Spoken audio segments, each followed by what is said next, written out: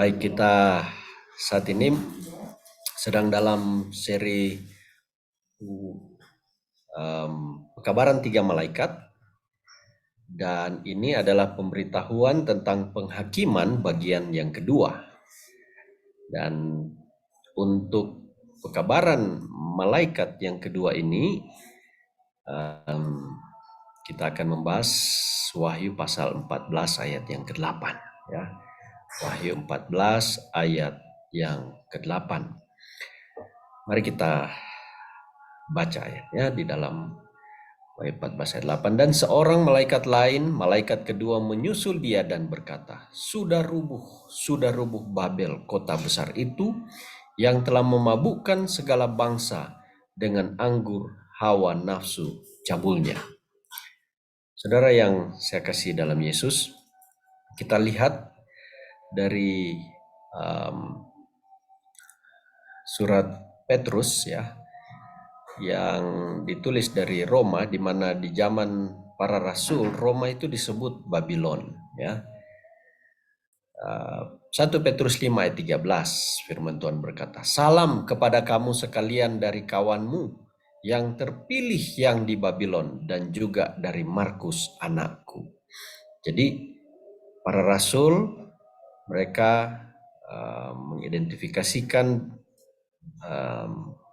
Babel itu sebagai Roma, ya, supaya mereka tidak terlalu menunjukkan bahwa Roma itu adalah Roma, karena mungkin mereka merahasiakan ketika mereka menulis tentang Roma, supaya tidak terlalu frontal atau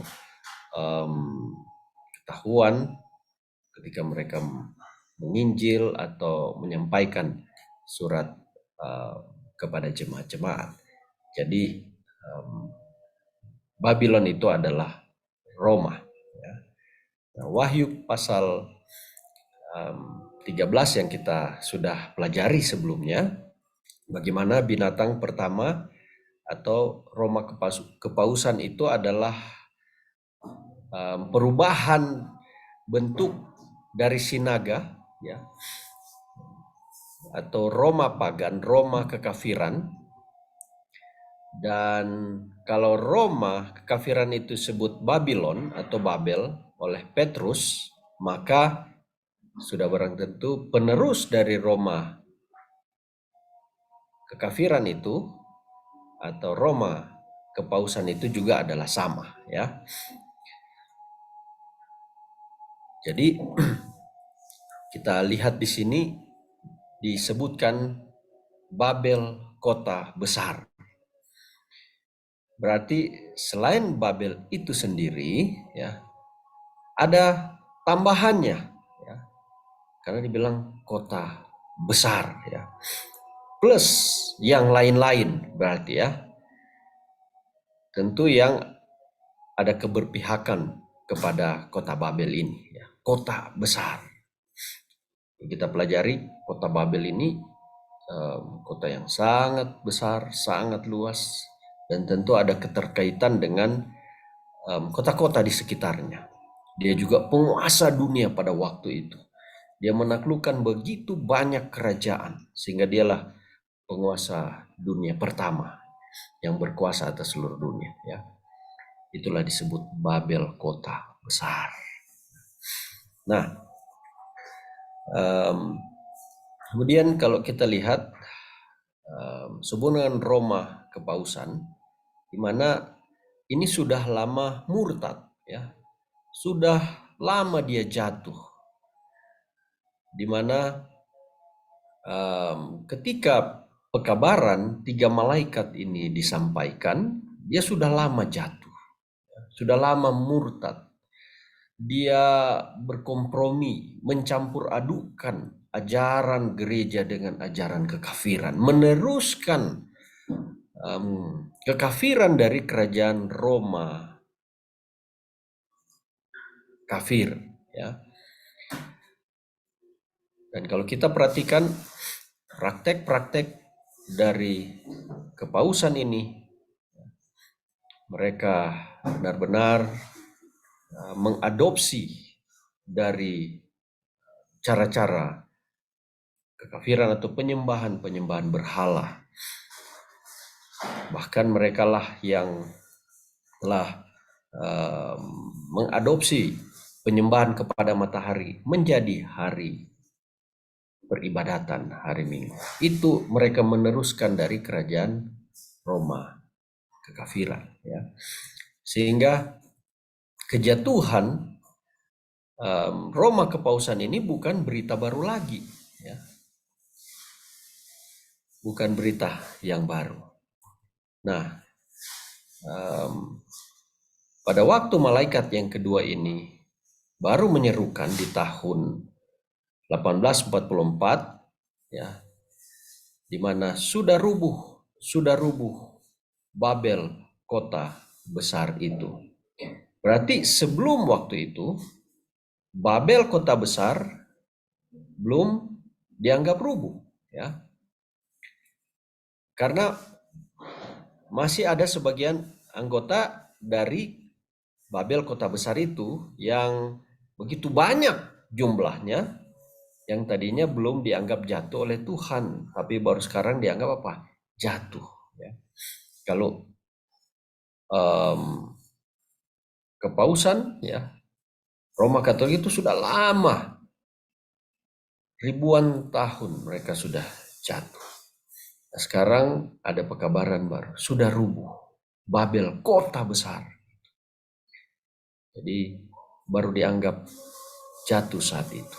Yang sebelumnya begitu banyak anggotanya yang belum jatuh.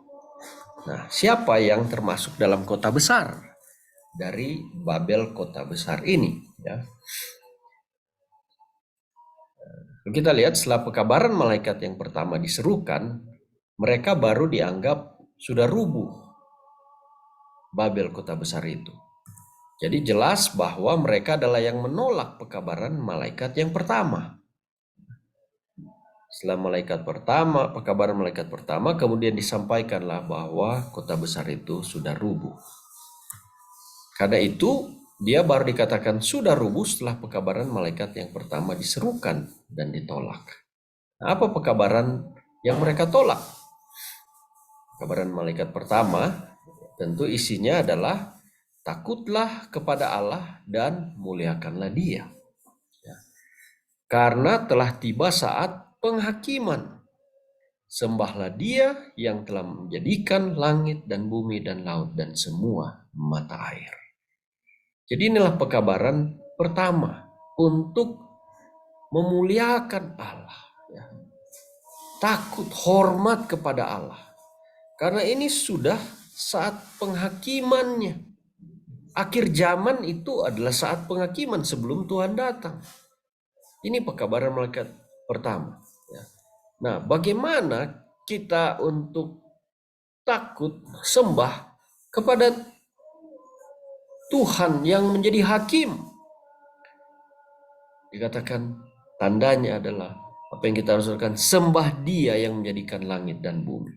Dan Allah yang telah menjadikan langit dan bumi yang dikutip oleh Yohanes di dalam Wahyu pasal 14 ayat 6 dan 7 ini adalah Kejadian pasal 2 ayat 2 dan 3. Itulah pekabaran tentang sembahlah Allah yang menjadikan langit yang bumi dan semua mata air. Ketika Allah selesai menciptakan langit dan bumi, Allah memberkati hari ketujuh. Allah berhenti dari segala pekerjaan, di hari ketujuh Dia memberkati dan Dia kuduskan. Jadi tanda kita menyembah Allah yang menciptakan adalah menguduskan hari Sabat, sebagaimana Allah juga telah menguduskan hari Sabat itu, telah memberkati dan berhenti dari pekerjaan. Nah, itulah jadi Sabat adalah pekabaran, tanda kita menyembah Allah, menerima pekabaran malaikat yang pertama untuk memuliakan Tuhan di hari penghakiman. Tandanya adalah menyucikan hari Sabat. Nah, kepada siapa saja pekabaran malaikat pertama disampaikan dan ditolak, ya. Mari kita lihat. Pekabaran ini disampaikan oleh yang pertama oleh golongan Millerite. Kita tahu Millerite ini Miller dia telah menyelidiki Alkitab dan menggunakan hanya 2 buku, ya, Alkitab dan Konkordasi selama 15 tahun. Karena dia telah melihat, dan saat itu di zaman itu di mana akhir dari 1700 dan awal-awal 1800-an itu orang mulai memperhatikan, wah, ini tanda-tanda alam di dalam Alkitab mengatakan bahwa kalau mereka melihat matahari itu gelap gulita, kemudian bulan menjadi merah seperti darah, terjadi di akhir tahun 1700-an. Kemudian mereka juga melihat bintang-bintang berjatuhan dari berbagai arah, ya. Dan ini tanda-tanda akhir zaman. Kemudian mereka mulai menyadari bahwa itu dicatat di dalam Alkitab dan Tuhan katakan inilah tanda akhir zaman, ya. Kemudian mereka terus menyelidiki tentang pekabaran ini, tentang akhir zaman ini, dan mereka dapati bahwa apa yang Tuhan katakan itu benar. Mereka mulai mengerti akan nubuatan Daniel pasal 2, 7, 8, 9, 13, 12, maaf. Kemudian mereka mulai Millerite menyelidiki juga hubungan dengan Wahyu pasal yang ke-13, ya. Dan dia mulai mengerti akan nubuatan ini. Dan dia dapati bahwa inilah akhir zaman yang awalnya dia katakan 1843 adalah tahun kedatangan Tuhan. Tapi setelah itu ada yang memberitahu dia, kemudian dia revisi, dia katakan tahun 1844. Tahunnya benar, ya, sesuai dengan nubuatan Daniel pasal 8 ayat 14 tentang 2300 petang dan pagi, tapi peristiwanya salah. Dia katakan Tuhan Yesus datang, tapi sebenarnya Yesus mulai masa penghakiman. Nah, di sini yang dia tidak lihat, ya. Masa penghakiman dulu harus terjadi, baru kedatangan Yesus. Itulah dimulai berakhirnya 2300 petang dan pagi pada tanggal 22 Oktober 1840. Nah, pekabaran ini disampaikan, ya, oleh golongan Millerite, ya, pekabaran malaikat pertama, ya. Kemudian dilanjutkan, ya, oleh golongan gereja Messiah Tuhan hari ke-7. Dan golongan gereja Messiah Tuhan hari ke-7 ini mereka terus menyelidiki. Millerite salah memprediksi peristiwanya, bukan tahunnya. Tahunnya tepat, tanggalnya tepat, tapi peristiwanya salah. Tapi mereka, orang-orang sebagian yakin ini sudah benar, nubuatan ini benar. Tapi kami yang belum terlalu memahami artinya. Dan Tuhan memberikan petunjuk kepada Hiram Edson, dan dia bisa mengerti, oh, sebenarnya bukan Yesus datang, tapi sebenarnya ini masa penghakiman, ya. Kalau imam besar di Ka'bah itu pada masa penghakiman, hari Grafirat, hari pendamaian, atau Atonement Day, itu setahun sekali dia akan mengadakan upacara. Kemudian itulah 1 tahun sekali dia akan masuk ke bilik yang Maha Kudus untuk melakukan investigative judgment. Ini istilahnya adalah hari penghakiman, di mana itulah masa dosa-dosa ini diselesaikan, diampuni, dibersihkan. Kemudian barulah setelah itu imam besar keluar. Jadi harus ada masa di mana imam besar berada di bilik yang Maha Kudus untuk penghakiman. Disitulah mereka sadari, para golongan Advent, oh inilah masa itu. Setelah 1844 ada masa penghakiman. Kemudian mereka temukan bahwa ada kebenaran yang mereka harus sampaikan dan hidupkan di masa penghakiman. Wahyu pasal 14 ayat 67, yaitu sembahlah pencipta langit dan bumi. Oh, dan Ellen White diberikan penglihatan, dia melihat dari 10 hukum itu, hukum yang keempat itu bersinar tentang hari Sabat. Dan ketika mereka menyelidiki, para reformator Adventis, mereka temukan kita harus kembali kepada ajaran Alkitab tentang menguduskan hari Sabat yang sudah ribuan tahun ditutupi, digelapkan oleh kepausan, ya, oleh Babel, ya. Dan ini harus disampaikan kepada semua orang. Dan inilah pekabaran yang dilanjutkan oleh golongan gereja Masih Advent hari ke-7. Nah, setelah mereka menemukan kebenaran demi kebenaran demi kebenaran, karena orang-orang ini adalah orang-orang yang sungguh-sungguh ingin mencari kebenaran. Mereka ingin berdiri kepada firman Tuhan saja, pada satu iman, satu firman, ya, Alkitab saja. Dan mereka ingin hanya mau menyembah kepada Tuhan yang telah memberikan kepada mereka kasih karunia, ya. Jadi inilah semangat reformasi yang diteruskan oleh gereja Advent. Sola fide, sola scriptura, dan sola gratia, ya. Satu iman, satu firman Tuhan, dan satu kasih karunia Yesus Kristus. Mereka sungguh-sungguh ingin menuruti apa yang firman Tuhan katakan, bukan yang manusia katakan, bukan yang tradisi gereja, sekalipun semua gereja mempraktekkan. Tapi ketika mereka selidiki dalam Alkitab, oh ini tidak benar, ya. Mereka penyelidik Alkitab. Inilah semangat reformasi yang mereka teruskan. Tapi sayangnya, ya, pekabaran ini disampaikan kepada semua gereja Protestan dari segala denominasi, ya. Semangat reformasi ini kita harus teruskan. Pekabaran malaikat pertama ini kita harus hidupkan, ya. Menyembah Allah yang benar, sembah pencipta langit dan bumi, ingatlah dan kuduskanlah hari Sabat. Ini sudah masa penghakiman. Ternyata gereja-gereja Protestan ini tidak ada yang mau menerima pekabaran tersebut, ya. Hanya sejumlah anggota gereja itu secara pribadi yang menerima.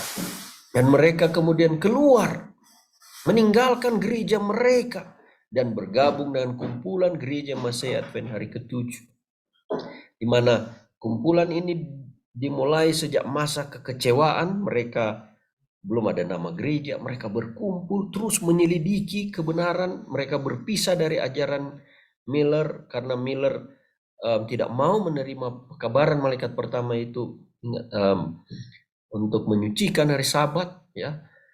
Kemudian mereka terus belajar selidiki Alkitab dan mereka selidiki. Kemudian gereja Advent ini berdiri secara resmi, memiliki nama, yaitu pada tahun 1863 jadilah gereja Masih Advent hari ke-7 resmi. Dan mulai saat itulah mereka memikirkan bahwa pekabaran ini bukan hanya milik kita orang Advent. Pekabaran ini adalah perintah dari Tuhan. Inilah yang kita harus sampaikan, ya, kepada dunia ini. Bukan hanya untuk Amerika saja, kumpulan kecil, sehingga mereka kabarkan itu ke seluruh dunia, ya. Sehingga sampai saat ini gereja Advent itu telah memiliki cabang atau gereja di 200 negara di seluruh dunia, ya. Karena mereka tahu ini adalah pekabaran yang harus disampaikan. Harus disampaikan kepada semua suku, bangsa, bahasa, dan kaum. Itulah pekabaran 3 malaikat ini, ya. harus diketahui oleh seluruh manusia, seluruh golongan gereja. Makanya gereja ini ada di seluruh dunia. Karena ada pesan Tuhan yang harus disampaikan. Gereja Advent bukanlah gereja lokal, bukan gereja individu, bukan gereja hanya untuk memperbesar bangunan, kumpul orang banyak-banyak di satu tempat, bikin yayasan sendiri, kemudian kumpul persembahan banyak-banyak, dan hanya untuk fellowship aja, atau hanya untuk digunakan secara lokal. Bukan itu. Ini bukanlah bagian dari gereja Advent. Pekabaran ini bukan hanya untuk satu kelompok tertentu. Gereja ini ada, bukan bagian dari gereja Kristen secara keseluruhan. Karena pekabarannya berbeda. Ini adalah satu pergerakan yang Tuhan munculkan di akhir zaman. Bukan bagian dari Kristen. Ya. Gereja Advent ini bukan bagian dari ekumene di dunia ini. Karena mereka mempunyai pekabaran yang sama. Yang harusnya sudah direformasi. Jadi gereja Advent ini bukanlah bagian dari kekristenan secara keseluruhan. Pekabaran mereka berbeda. Alkitab yang mereka sampaikan, pekabaran dari Alkitab adalah murni dari Alkitab. Dan ini berbeda dengan Kristen yang lain. Ini adalah satu pergerakan yang Tuhan telah munculkan, Tuhan telah bentuk di akhir zaman untuk menyampaikan pekabaran malaikat pertama, malaikat kedua, dan malaikat ketiga. Ini pekabaran yang dibawa oleh gereja ini untuk memberitahukan tentang akhir zaman, masa penghakiman, penyembahan kepada Allah yang benar, dan mempersiapkan bagi kedatangan Tuhan yang kedua kali. Ya. Dan inilah kenapa banyak orang yang telah mendengar pekabaran ini dengan sungguh-sungguh, orang-orang yang tulus, orang yang ingin berjumpa dengan Tuhan, memandang wajah Yesus, orang-orang yang ingin memurnikan iman mereka, berdiri pada firman Tuhan, pada iman yang benar, hanya pada firman Tuhan. Mereka meninggalkan gereja-gereja mereka, bergabung dengan kumpulan ini, umat ini, pergerakan ini. Ternyata gereja-gereja Protestan tidak ada yang mau menerima, ya. Tapi mayoritas gereja Protestan itu sendiri tetap belum mau menerima pekabaran malaikat yang pertama. Mereka tetap berlanjut dalam ibadah hari Minggu. Ini yang menyedihkan, ya. Mereka katakan mereka Protestan, reformasi, protes terhadap Babel, terhadap Roma, kepausan. Mereka telah protes. Inilah semangat Protestan. Tapi mereka berhenti untuk mengadakan reformasi akan keimanan mereka, keyakinan mereka.